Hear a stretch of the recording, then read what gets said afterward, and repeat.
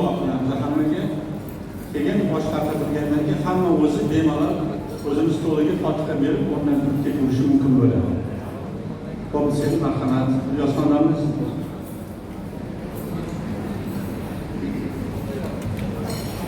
Bismillahirrahmanirrahim. Alhamdulillah Rabbil alamin. Assalatu wassalamu ala sayyidina sayyidil anbiya'i wal mursalin Muhammadin wa ala alihi wa ashabihi ajma'in. Assalamu alaikum wa rahmatullahi ta'ala wa barakatuh. Aziz dindoshlar, qadrli yurtdoshlar, Haq tabaraka va taolo nasib aylab hammamiz mana shu joyda, manzil makonda yurtboshimiz boshchiliklaridagi ajoyib bir iftorlik dasturxonida qilinayotgan iftorlikda jamlanib turibmiz. Haq tabaraka va taolo bu iftorlarga ulkan ajrlar bersin. Eng asosiy so'raydiganimiz shuni sharofatidan, shu iftorlik barakotidan dunyoda, xususan O'zbekistonimizda tinchlik, osudalik bor. Eng katta ilinjimiz o'sha osudalik, farovonlik, tinchlik bardavom bo'lishligini Allohdan so'ramoq uchun to'planganmiz, jamlanganmiz. Turibmiz. Yurtda tinchlik deymiz, juda katta ne'mat. Ramazonga yetmaganlar qancha? Huzuringizga jo'nab qolishdan avval Ramazonga 1-2 kun qolganda birov omonatini topshirganini ko'rib, kuzatib, kamina bu yoqqa rihlat qildi. Ko'ryapsizmi, Ramazonga yetmagan qancha? Bugun Ramazondamiz, bu yana bir ne'mat. Iftorlik juda katta narsa. Lis-soimi farhatan.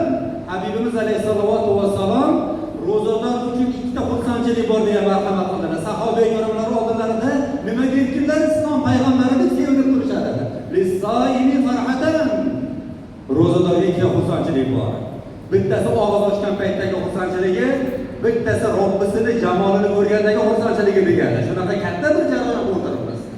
Ammo payg'ambar alayhisolatu vasallamning ko'p o'rinlardagi muborak dasturxonlarida yegani ikki xil narsa bo'lar ekan. Dasturxonimizda musofirda yurganimizda ikki xil dasturxon bor. Ammo o'sha dasturxonlardagi ikki xil taom, yegulik, buni ham bittasi sirka bo'lgan. Uksus. Biz uni taom deb qaramaymiz.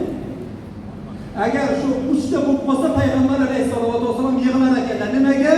Summa la tusaluna yawma idin anin na'im. So'ngra ey Muhammad alayhissalom albatta berilgan ne'matlar haqida javob berajaksiz oyatini eslab yig'lar ekanlar. Shuning uchun shunday bir davrda, shunday bir ne'matlarga burkanib yashayapmizki, birodarlar, qani mehnat diyorida yuribmiz, biz ishlayapmiz, mehnatdamiz desak ham shu mehnatni qila olmayotganlar bormi yo'qmi bugun? Huzurida taomi bor, yeya olmayotganlar bormi yo'qmi bugun? Bor. Keksaligi tufayli otaxon choy quyib beraymi desa, yo'q, ko'p tahoratga borgizadi deb ichishdan qo'rqayotganlar bormi yo'qmi bugun? Bor. Undaylar bisyor. Shuning uchun biz iymonlashik, Alloh taboraka va taolo hatto mehnat qilayotgan bo'lsak-da, unga bo'lgan farosat va fatonat, aqlimiz bo'lmasa ishlolmagan bo'lardi. 2-3 kunda haydalgan bo'lardi. Jismimizda sog' bir narsani ko'tarishga yaramasak, yo'q, biz ishlay olmagan bo'lardi. Bizda Alloh taboraka va taolo tinchligiga shukr qilib. Nima bu? Shukr qilish nima? E'tirofni o'zidan iborat demak bo'lsa. Hazrati Bahodir Naqshbandiyni dilbayor va dastakor, dil yorda bo'lsa. Ya'ni ertalab ishga chiqar ekanmiz, bismillahirrohmanirrohim. Ey Alloh, shu ishimda menga baraka bergin. Haloldan mehnat qilyapman. Bu bir seni sinoving, buyrug'ing, amring ekan. Ammo halolga sarflash ham shu qadar buyuk bir sinov ekan. Iloho, havollarimga sarflay. Ko'chadagi bilgan, bilmagan, tanimagan yoki ulfat yoki qosh qalamlagan biz halolimga sarflay. Mehribon ota-onamga, aziz oilamga sarflay. Parvardigoro, dunyoda qancha tursam, seni hukmingga ko'ra turay. Bergan ne'matlaringiz yuqorida sanab o'tdik. Tinchlik juda katta ne'mat. Tinchlik juda katta ne'mat. Hozir hammamiz bilamiz, mana O'zbekistonimiz hozirgi Qarshi shahrining qadim nomi nima bo'lgan? Nasaf bo'lgan. Shuning uchun futbol Qur'oni Karimni eng mohirona tafsir qilgan olimlardan bittalari Imom Nasafiy hisoblanadi. Nasaflik olim.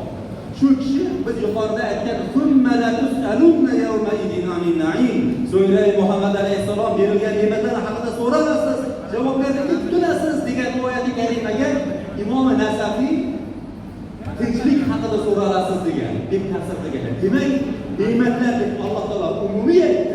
Lekin bu kishi Alloh tabolaka va taolo shu o'rinda tinchlik haqida so'ralasizlar deb tafsir qilganlar, birodarlar. Shuning uchun hammamizda o'sha tinchlik bor ekan, uning bardavom bo'lishligi uchun so'rashligimiz kerak. Allohga yolvorishligimiz kerak. Mehnat qilib u aqliy mehnat bo'ladimi? Bilagimizga, quvvatimizga alohida mehnat bo'ladimi? Yurtda bo'ladimi? Vaqtinchalik san'atdan farqli so'rayverishligimiz kerak. Buni qiyosi endi ma'lum bir oyatga karimani to'liq tinchlikka burib qo'yapti yoki bo'lmasa bugun bor ne'matni yana Allohdan so'ralaveringlarmi degan narsaga yoki qalbiy o'yingiz bo'ladigan bo'lsa biz unga javob berib ketamiz. Qur'oni Karimda eng ulug' sura qaysi sura? Fotiha surasi. Eng ulug' sura.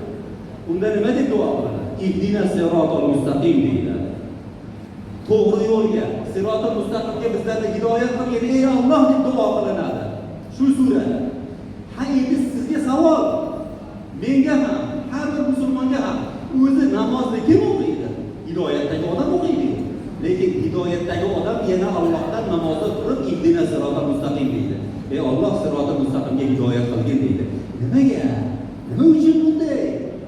Demak, hidoyatda turgan bilan hidoyatda bardavom bo'lishligini so'ralaveradi. Tinchlikda turgan bilan tinchlikda bardavom bo'lishligini, to'qlikda turgan bilan to'qlikda bardavom bo'lishligini, bugun to'g'ri hidoyatda, iymon, e'tiqodda yashayotgan bilan o'sha bilan yashab o'tish oxirigacha shunday bo'lish.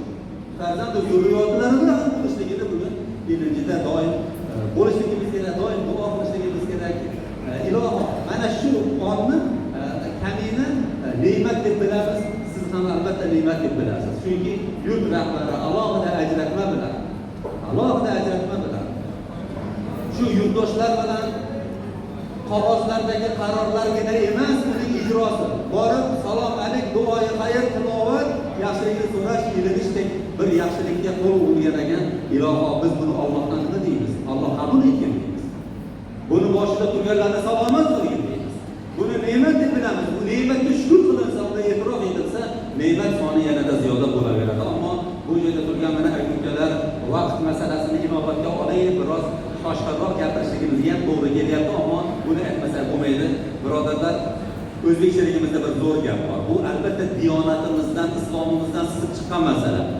Osmonga qarab tupurib bo'lmaydi, birodarlar.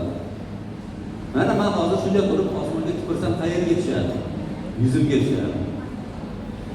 Bizning diyor Imom Buxoriy, Marg'ilonlik ko'pchilik Xorazmdan bor.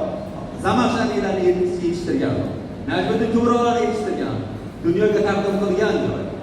Ammo lekin shu mazhabini, to'g'ri dinini o'rgatganlar bilib qo'ysin, osmonga tupurayotgan bo'ladi. Betiga tushadi. Bu bir diyonat bo'ladi.